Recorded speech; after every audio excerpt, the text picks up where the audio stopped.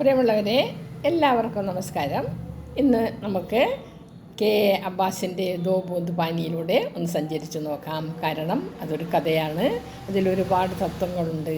അത് ഇഷ്ടപ്പെടുന്നവർക്ക് ഇഷ്ടപ്പെടാം. അതുകൊണ്ട് തന്നെയാണ് പറയാമെന്ന് വിചാരിക്കുന്നത്. മരുഭൂമിയിൽ താമസിക്കുന്ന ഗോത്രവർഗ്ഗക്കാരാണ് അബ്ബാസിൻ്റെ നോവലിലെ കഥാപാത്രങ്ങൾ.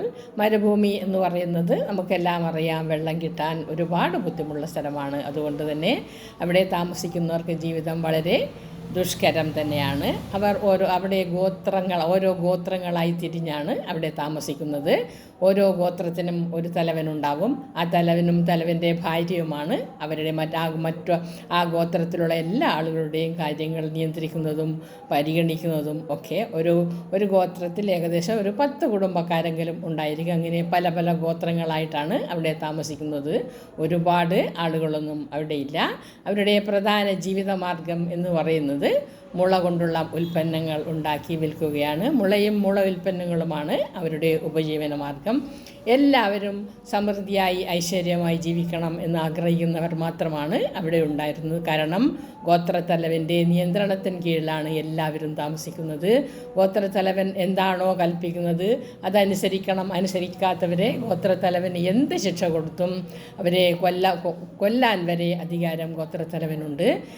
ഓരോരുത്തരുടെയും ഗോത്രങ്ങളിൽ അസുഖം വന്നാൽ ചികിത്സിക്കാനുള്ള മന്ത്രങ്ങളും വേദങ്ങളും പച്ചമരുന്നുകളും ഒക്കെ ഗോത്രത്തലവനും തലവൻ്റെ ഭാര്യയ്ക്കും അറിയും.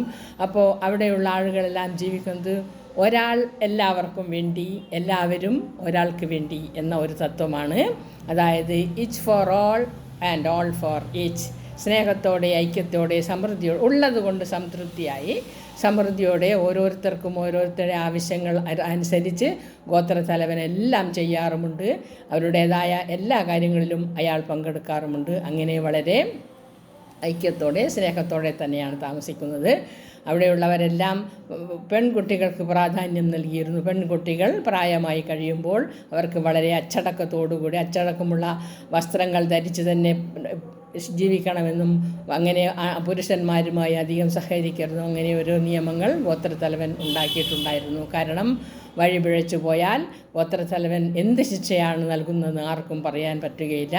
ഒരു 18-20 വയസ്സാകുമ്പോഴത്തേക്ക് പെൺകുട്ടിയുടെ കല്യാണം കഴിച്ച് വിടും. അപ്പോൾ ഒരു 21 വയസ്സുള്ള ആൺകുട്ടിയുമായിരിക്കും. അങ്ങനെ എല്ലാ കുടുംബത്തിലെയും കല്യാണ കാര്യങ്ങളിൽ വരെ ഈ ഗോത്രത്തലവൻ വളരെ താല്പര്യം കാണിച്ച് തന്നെയാണ് പോയിക്കൊണ്ടിരുന്നത്. അങ്ങനെ ഗോത്രത്തലവൻ്റെ സംരക്ഷണത്തിന് കീഴിൽ എല്ലാവരും സ്നേഹത്തോടെ ഐക്യത്തോടെ താമസിക്കുന്ന ഒരു കാലഘട്ടമായിരുന്നു അത്. അങ്ങനെ അവിടെ ഉള്ളവർ ഒരു കുടുംബത്തിൻ്റെ കഥയാണ് അബ്ബാസിൻ്റെ കഥയിൽ പറയാൻ പോകുന്നത്. അതായത് ഒരച്ഛൻ, ഒരമ്മ, അവർക്ക് ഒരാൺകുട്ടിയും ഒരു പെൺകുട്ടിയും. എല്ലാവരും വളരെ സ്നേഹത്തോടെ, ഈ പെൺകുട്ടി വളരെ സുന്ദരിയായ പെൺകുട്ടിയായിരുന്നു. അതുകൊണ്ട് തന്നെ അച്ഛനും അമ്മയ്ക്കും വളരെ ഭയമുണ്ടായിരുന്നു. അതുകൊണ്ട് അവളെ വളരെ അടക്കത്തിലും ഒതുക്കത്തിലും സംരക്ഷിച്ചും തന്നെ വളർത്തിക്കൊണ്ടു പോകുന്നതായിരുന്നു. അവൾക്ക് 15 വയസ്സായപ്പോൾ അവളുടെ ചേട്ടൻ 21 വയസ്സാവുകയാണ്.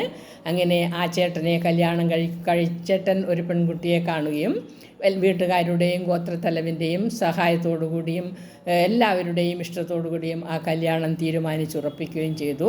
ആ കല്യാണ ദിവസം വന്നു. എല്ലാവരും വളരെ സന്തോഷത്തോടെ ആഹ്ലാദത്തോടെ എല്ലാ ഗോത്രത്തിലെ എല്ലാവരും ആ കല്യാണത്തിന് പങ്കുചേർന്നത് സമൃദ്ധമായി ഐശ്വര്യമായി നടത്തി കൊടുക്കാൻ തീരുമാനിച്ചിരുന്നു. അങ്ങനെ എല്ലാവരും ആ കല്യാണം നടത്തി തിരിച്ചു വന്നപ്പോഴാണ് അവരുടെ മനസ്സിൽ വല്ലാത്തൊരു വേദന ഉണ്ടാക്കുന്ന കാര്യം ഉണ്ടായത്. അപ്പോൾ ഈ വിവാഹം എന്ന് പറയുന്നത് വളരെ പരിപാവനമായ കർമ്മം ആയിട്ടാണ് അവരെല്ലാം അവിടെ കണക്കാക്കുന്നത്. ഒരു പെണ്ണും ഒരാണും ആദ്യമായി പരിചയപ്പെടുന്ന ഒരു ദിവസമാണ് കല്യാണ ദിവസം. അവരുടെ മനസ്സിൽ ഒരുപാട് സങ്കല്പങ്ങളും മോഹങ്ങളും എല്ലാം ഉണ്ടാകും. കാരണം ഒരു പെണ്ണ് ഒരാണിൻ്റെയും ഒരാണ് ഒരു പെണ്ണിൻ്റെയും എല്ലാ കാര്യത്തിലും സ്വന്തമാവാൻ പോവുകയാണ്. അങ്ങനെയുള്ള ഒരവസ്ഥ വരുമ്പോൾ അവരുടെ മനസ്സിൽ ഒരുപാട് വിചാരങ്ങളും ഏതായിരിക്കും, എങ്ങനെയായിരിക്കും എന്നൊക്കെയുള്ള ഒരുപാട് സംശയങ്ങളും സന്തോഷങ്ങളും ഒക്കെ ഉണ്ടാവും. അങ്ങനെ ഈ രണ്ടു പേർക്കും അതും ഉണ്ടായിരുന്നു. അവർ വളരെ സന്തോഷത്തോടുകൂടി കല്യാണമൊക്കെ കഴിഞ്ഞ് വീട്ടിൽ തിരിച്ചു വന്നപ്പോഴാണ് ഇടിമിന്നലേറ്റ ഒരു സംഭവം ഉണ്ടായത്. അവരെല്ലാം അവിടെ നിന്ന് ഒഴിഞ്ഞു പോകണം എന്ന് പറയുകയാണ്. ഇത് കേട്ടപ്പോൾ അവർക്കെല്ലാവർക്കും വല്ലാത്ത വിഷമം തോന്നി. കല്യാണ പെണ്ണാണ്, കല്യാണ ചെറുക്കനാണ്. അവർക്ക് ഒന്ന് നേരാവണ്ണം ഒന്ന് കണ്ട് ഒന്ന് നോക്കാനോ അവരുടെ മനസ്സിൻ്റെ ഉള്ളിലെ ഭാവങ്ങൾ ഒന്ന് പങ്കിടാനോ കഴിഞ്ഞതേയില്ല. വല്ലാത്ത വിഷമം എല്ലാവർക്കും തോന്നി. വീട്ടിൽ വന്ന് ഒന്ന് സ്വീകരിച്ചിരിക്കാൻ പോലും അവർക്ക് സമയം കൊടുത്തില്ല. എല്ലാവരും അവരുടെ കാര്യങ്ങളെല്ലാം എടുത്ത് വേണ്ടുന്ന സ്ഥലത്തേക്ക്, വെള്ളമുള്ള സ്ഥലത്തേക്ക് പോയിക്കൊള്ളുക എന്നതായിരുന്നു നിയമം.